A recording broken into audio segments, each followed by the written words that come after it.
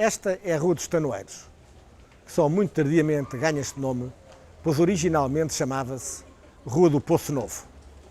Gaspar Frutuoso descreve-a assim: da Rua dos Mercadores, além da Rua Direita, sai outra não tão comprida, de outros de menos trato, como é fruta, pano de linho e coisas de vacaria que vêm de fora, no cabo da qual está um poço, pelo que se chama Rua do Poço Novo.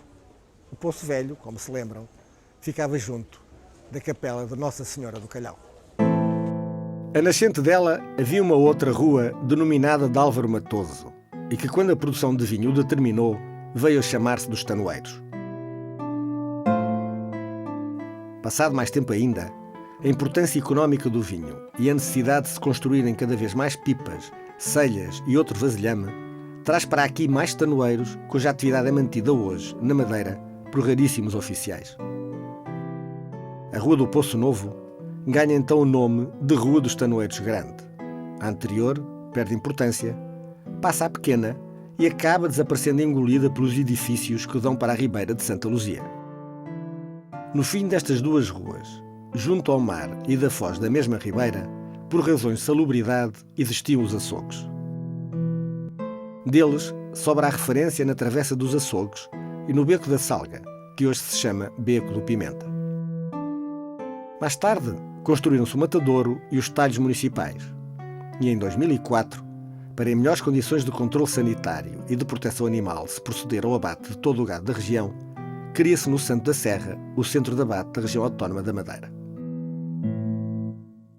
Mas voltemos aos tanoeiros e ao vinho, cuja importância na economia da Madeira é muito antiga. Dom João II, já em 1486, lança um imposto sobre o vinho dedicado ao enobrecimento da cidade para a construção das muralhas. Dom Manuel, depois, destina-o à construção das casas dos tabeliães, da alfândega e da sé. A população carregada de impostos e atingida pela quebra do açúcar inaugura um fenómeno que a Madeira registra quase até aos nossos dias: a imigração. Trabalhadores braçais que nada tinham de si e os filhos segundos das famílias poderosas, que pouco mais tinham, além do nome, procuram fora da ilha recursos para a sua vida. Uns alistam-se nas inúmeras expedições exigidas pela expansão ultramarina em África e principalmente no Oriente. Outros, levando com eles os princípios da tecnologia inventada na Madeira para a produção sacarina, vão para as Canárias já em 1483 e aí põem em prática o que tinham aprendido, tornando as ilhas espanholas um concorrente no mercado do açúcar. Depois, pelo mesmo motivo, muitos outros partem para São Tomé e para o Brasil, aumentando dessa forma a concorrência à Madeira no mercado açucareiro. E estamos ainda nos finais do século XV. Em menos de 70 anos, a fonte de riqueza começava a secar.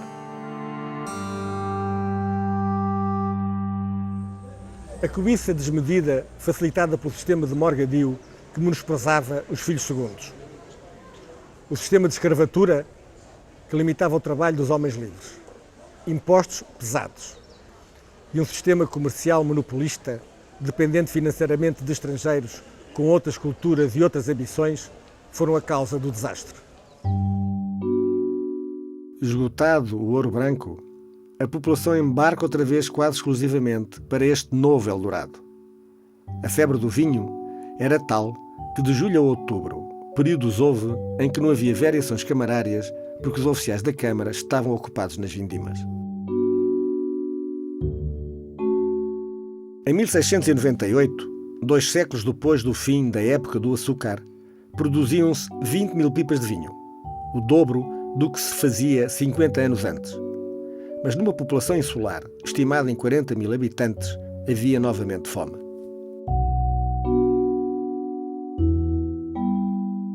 Os proprietários dos campos de vinhas sucedem-se aos antigos donos das terras de cana. Alguns reciclam-se, mas os antigos escravos dão agora lugar aos colonos. Nascia a colonia. Álvaro Rodrigues de Azevedo, em 1873, ao anotar As Saudades da Terra de Gaspar Frutuoso, descreve desta forma a colonia. O sesmeiro rico enfastiou-se da vida campesina, Ufanou-se de sua originária fidalguia e apeteceu vivenda de mais aparato e bulício. Desprezou por isso a terra, vinculou-a na mira de assegurar-se os réditos dela. Contratou-lhe a cultura com os colonos livres, mediante a dimídia, ou por partes o terço dos frutos para manter-se em ocioso gáudio. Abandonou as suas fazendas e veio assentar residência luxuosa e desperdiçada nas povoações, principalmente no Funchal, Machico, Santa Cruz, Calheta, Ponta do Sol e Ribeira Brava. Eis a origem histórica desse fatal contrato a que se deu o nome de colonia. Contrato leonino que, por efeito da lesão enorme em que labora, extenuou a força produtiva do agricultor e, combinado com a vinculação da terra, veio depois empobrecer também o ex-sesmeiro morgado nela. E continua. Entre eles, breve desavindos, sobreveio logo a especulação e o capital dos mercadores estrangeiros. Já se haviam apropriado dos vindouros produtos da terra e iam-se assenhoreando da terra mesma. De sorte que, ao constante conflito entre o colono que produzia e o senhorio que gastava, cumulou-se a imperturbável e inclemente pressão do capital ao numerário forasteiro, simultaneamente fecundante e destruidor, cobiçado e maldito por ambos. Espantosamente, este injusto sistema de colonia perdura até depois de 1974 e só termina por decreto do Governo Regional de 18 de outubro de 1977. A pintura flamenga que o açúcar comprara dava lugar ao esplendor da talha dourada barroca que engrandeceu as igrejas que o vinho alimentou. Independentemente da situação nos campos, na cidade, as habitações surgem imponentes com suas varandas e janelas de cantaria, de lintéis trabalhosamente decorados. Tem 2 ou 3 pisos em que o resto do chão servia para armazenamento do vinho e os outros andares para a habitação.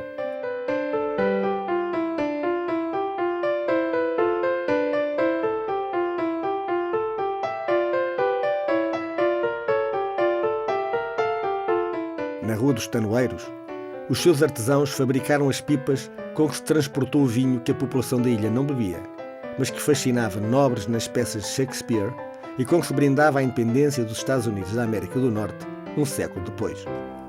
O poço que lhe deu o nome primitivo e que ficaria mais ou menos por aqui, já desapareceu. Também já desapareceram as pipas e os tanoeiros, mas ficou a memória dessa atividade tão importante para a produção do bem com que a ilha mais se popularizou, o seu vinho. E que se espera que, tal como Gaspar Frutuoso dizia, continue a ser o melhor que há no universo. No próximo programa estaremos no Lago de Chafariz. Até lá, passem todos muito bem.